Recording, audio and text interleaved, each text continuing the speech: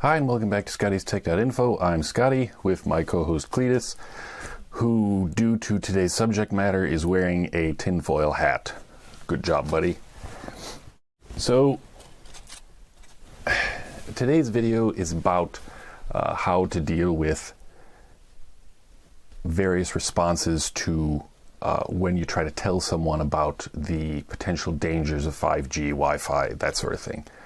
The reason I'm making this video is because I released two earlier videos. The first one was 5G is just the tip of the iceberg, and this was about 5G and Wi-Fi systems and some recent studies that were done this year that showed that they have 5G and even Wi-Fi at much lower frequencies both have negative health effects. And in that video I said, look, you got these people doing this study. I mentioned it in a subsequent video. There was actually another study done by a physicist who basically concurred with the findings about 5G having an effect. The 5G frequencies have an effect on the helical sweat ducts in your skin. So obviously, as I mentioned before, I don't use Wi-Fi, I don't use Bluetooth, I minimize cell phone usage, and the reason is because studies like these have been coming out for a while. Now with 5G coming, everyone is concerned about it, and every time you say something, like when I publish my videos on it, many people were naturally concerned and interested, which is good. But there were a lot of other people who kind of came back with some sort of knee-jerk standard responses, and many of them actually don't make a whole lot of sense. So what I wanted to do is make this video to kind of share some ideas about how you can counter many of the things that people say when they just kind of have this knee-jerk reaction, and they just kind of brush you off with sort of a standard response. One of those responses is, "Where's your tinfoil hat?" Which is why Cletus, he really likes the tinfoil hat. So when we were discussing the topic for the show, he's like, "I want to wear a tinfoil hat," and I'm like, okay. So, alrighty.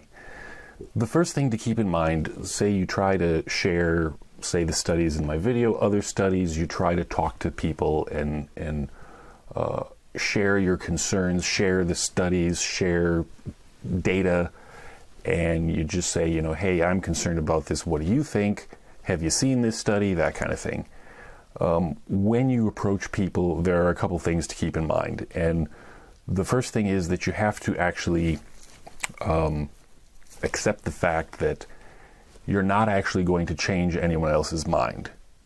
When someone presents you with new information, you are the one who changes your mind.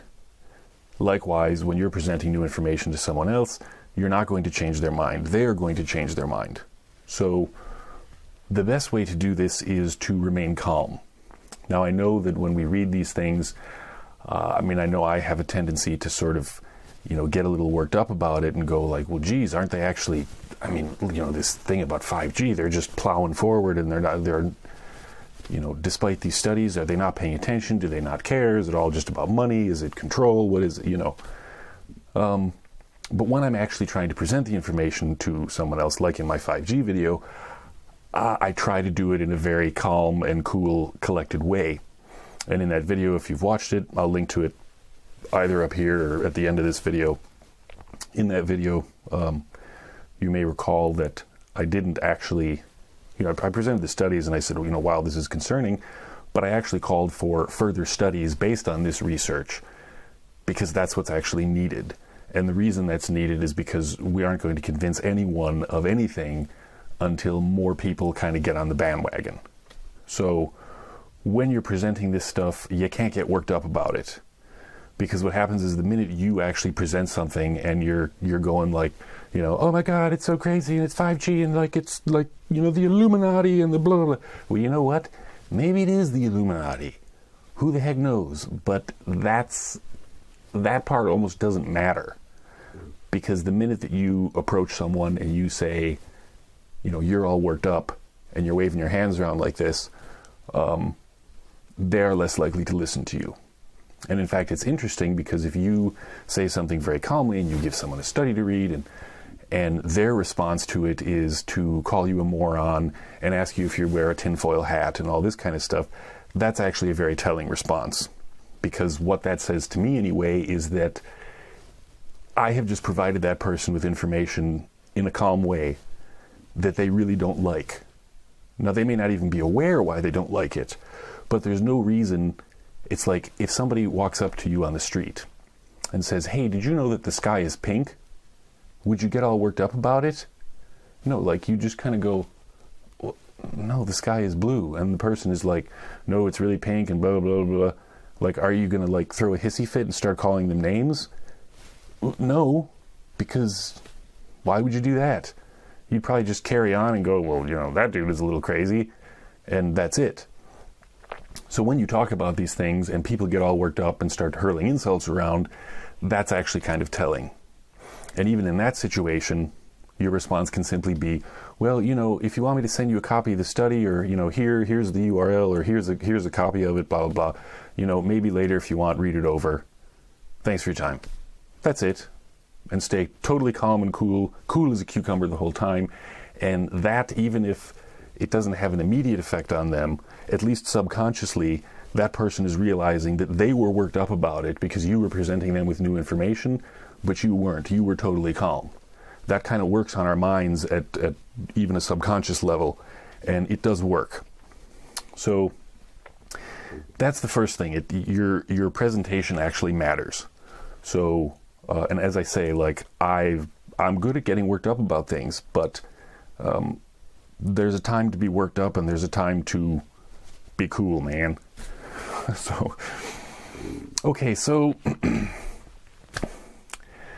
the first thing that people say in response to, Wi-Fi, Bluetooth, 2G, 3G, 4G, 5G is bad for you. Here are some studies, blah, blah, look at what it says. One of the most common responses that I got, even in comments on my 5G video, was, but it doesn't matter because radio waves are non-ionizing radiation. Okay, so first of all, when we say non-ionizing radiation, what are we talking about? Well, that actually sounds kind of intelligent, but as I'm going to show, it's actually not. So when we talk about radiation, what we mean is the electromagnetic spectrum. Now, the electromagnetic spectrum is huge. You have radio waves, you have extremely low frequency radio waves that like submarines use to communicate. You have AM radio, FM radio, up into like microwave frequencies like radio waves, like Bluetooth, Wi-Fi, 4G, that sort of thing. And then at the higher end of the electromagnetic spectrum, you get into things like ultraviolet light. Then you get into like X-rays and gamma rays, and all of this is electromagnetic radiation, even including heat and light and radio waves. It's all electromagnetic radiation. Some of it is ionizing and some of it is non-ionizing. So what the heck does that mean? Well, ionizing radiation is some portion of this electromagnetic spectrum where this particular portion of radiation is so energetic that it knocks electrons off of atoms and molecules in whatever, like your body, for example. So if we remember back to high school physics class, you have atoms, and atoms have a nucleus, and the nucleus is positively charged protons, neutral neutrons, and around that core, just like a solar system, you have electron planets orbiting, and the electrons are negatively charged. So if you have ionizing radiation, what that means is that wave is so energetic that when it hits like an atom or a molecule, say, of your body, it starts whacking electrons off the atoms or the molecules. That's obviously bad because it's sort of like chopping a finger off, but at a subatomic level, and that will lead to things like, internal bleeding and cancer and all kinds of bad stuff. So the reason people say this is because they say, well, yeah, but radio waves, they're, even microwave radio waves, they're all, even 5G millimeter waves, it's all non-ionizing radiation. In other words, it does not whack electrons off of your molecules, so therefore it's perfectly safe. Well, there's a problem with that, and that is simply that there are many types of non-ionizing radiation that are nevertheless actually harmful. And my favorite example is ultraviolet light, because a whole bunch of ultraviolet light comes from, say, the sun. You have extreme ultraviolet, which is absorbed by the upper layer of the atmosphere. That's ionizing radiation. That's the dangerous stuff. The ultraviolet light that actually reaches the surface of the planet, like UVA and UVB, That's non-ionizing radiation, just like radio waves. But that non-ionizing ultraviolet light actually can still give you like sunburn, and if you get too much sun exposure, you get lots of sunburn, you get cellular damage, DNA damage in your skin, you can get cancer, and you can die from too much ultraviolet non-ionizing radiation. Another good example is heat. Quite simply, heat is part of the electromagnetic spectrum. It is also non-ionizing radiation, and guess what? If you're in the middle of a desert and it's really hot, you can get really dehydrated, thirsty, fall over dead, and there you go. Too much heat can kill you. Still non-ionizing radiation, but it can still be harmful in large doses.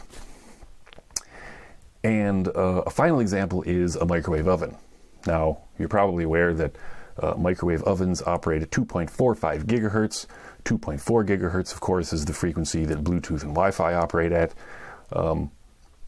Obviously, there's a very big difference in power level. If you have a Wi-Fi box or a Bluetooth gizmo, it's 2.4 gigahertz, but it might be transmitting at like a tiny fraction of like 0.1 watts or something maximum, something like that.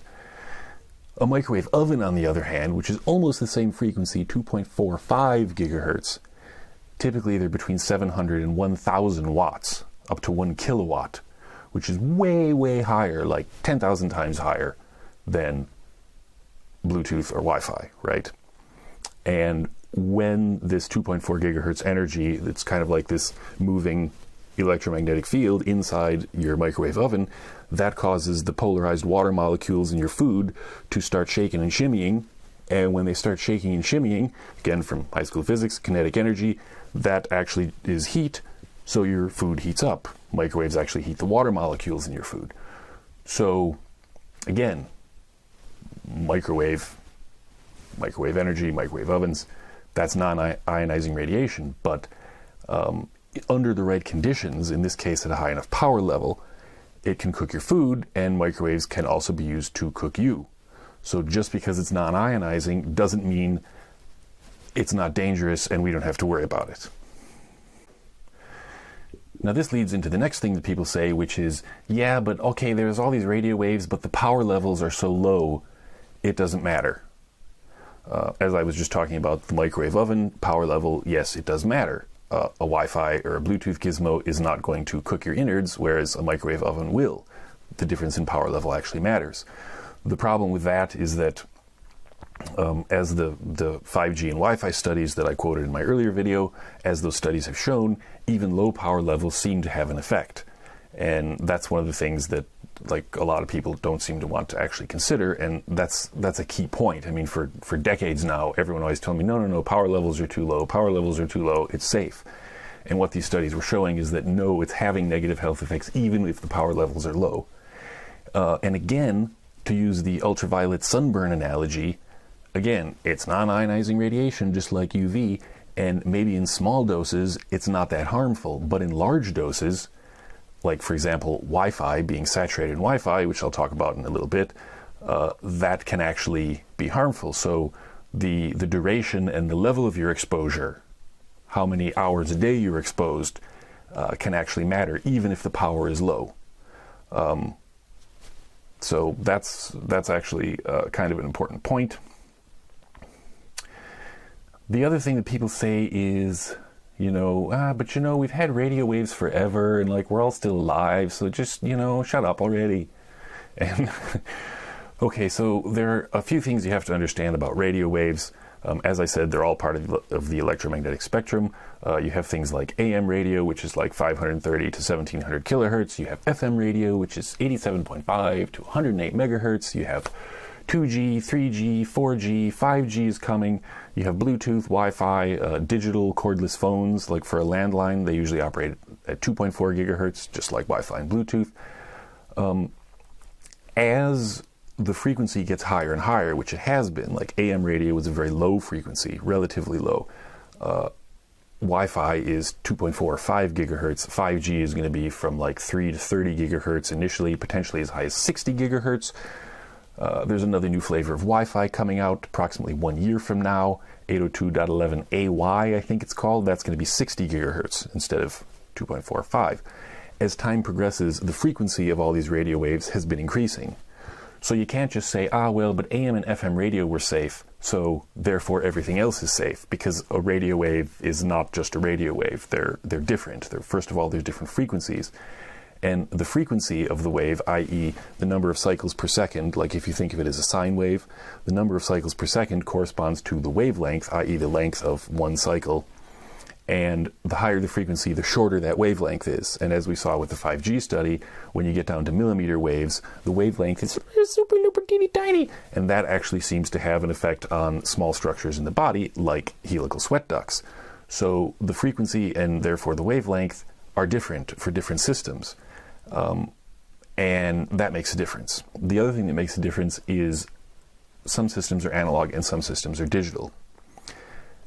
It may be that an analog waveform will not harm you, but as some of these studies I quoted in my other video showed, the fact that a lot of these more modern, like Wi-Fi and 4G and 5G, they're pulsed digital signals, and it's the pulsed nature of the signal that seems to actually have, that's actually kind of what is part of the negative effects that it has on our body. So you also have to separate radio waves into analog and digital. And then when you're talking about pulsed digital signals, it gets even more complicated, because there are different types of digital modulation. There's different types of pulsing, essentially. So what that means is that this flavor of Wi-Fi, it's digital, and this flavor of 5G, it's digital. Not only are they different frequencies, but they're different modulation schemes. And to my knowledge, no one has actually studied specifically, is this modulation scheme worse than this modulation scheme? That's something that probably people should look into. So you have different frequencies, you have different wavelengths, you have the fact that analog versus digital actually seems to have an effect, so you have pulsed versus non-pulsed, and then within the pulsed category you have different types of pulsing. And then finally you have, with 5G, they're going to be using this thing called beam shaping. So okay, the easiest way to think about that is like a maglite flashlight that you can actually like rotate, and it makes the beam either narrow beam or wide beam. Well, an easy way to think about this is if you have a 4G tower, you have a tower at the top and there's antennas all around, and each one of those antennas, this is kind of generalizing, but just go with it. You have each of the antennas may sort of shoot radio waves out in like a slice of a pie, right? Well, so if you have two transmitters that are 4G that are like this, each one of those is going to be kind of like a widening beam, so obviously the beams are going to interact with each other, and that causes problems. So with 5G, they're using beam shaping. And what that means is that your maglite is going to be focused into a tight beam. So if you have two signals going like this, instead of spreading and interacting with each other, they're going to be very tight beams, and they won't interfere with each other. And technically, this actually has some nice benefits, like you can, frequency reuse, increase bandwidth, less interference, and so everyone will be happier. But this is actually yet another difference, another reason why no, radio waves aren't all the same, because it actually depends on how you're transmitting it. Are you transmitting it in floodlight mode, or are you transmitting a much tighter beam, which means all that energy is going to be even more focused? That's also another difference. So it's not good enough to just say, oh, we've had radio waves forever, and if we all didn't die because of FM, then everything's fine. Like, no, it's not the same thing. So the next part, and related to but we've had radio waves forever, is, people say stuff like, yeah, but this stuff has been around for years. And the thing is, no, not so fast. The question is, what has been around for years? Because let's take Wi-Fi as an example. Wi-Fi was, the very first Wi-Fi standard was released in 1997. There was another version in 1999 and another in 2000. And it was the year 2000 when, in early 2000, Wi-Fi became widely available at stores and stuff. And that's when the popular adoption of Wi-Fi began. But the thing is, you have to actually think about, well, it took a finite amount of time for more and more people to actually get Wi-Fi. It took a finite amount of time for this widespread adoption of Wi-Fi. And so what that actually means is that, according to a TechCrunch article that was quoting a study, it wasn't until 2011 that 61% of U.S. homes had Wi-Fi. And it wasn't until 2011 that about 80% of South Koreans had Wi-Fi at home, and something like 73% of people in the UK had Wi-Fi. That was in 2011. So if we say like, okay, well, maybe it was like 50% saturation or 60 or something in, say, 2008. What that means is that it wasn't until more like 2008 where you were more likely to be born into a home that has Wi-Fi. And over the first few years that you were growing up, the Wi-Fi spread everywhere. So it was Wi-Fi in the home, Wi-Fi in hospitals, Wi-Fi at the doctor's office, Wi-Fi in schools, Wi-Fi in public parks, restaurants, everywhere. So that would mean that children who are maybe around the ages of 7 to 10 years old today are the first generation who've been basically soaking in Wi-Fi 24 hours a day. So, like some people say, yeah, but Wi-Fi is 21 years old. If, obviously it can't be bad because they would have discovered something by now. And it's like, well, no. You have to actually consider the level of exposure. Again, it's kind of like UV light and sunburn. The level of exposure back in 2000, 2001 was very, very low because Wi-Fi wasn't popular yet. Today, it's very popular. The first iPhone was released in 2007.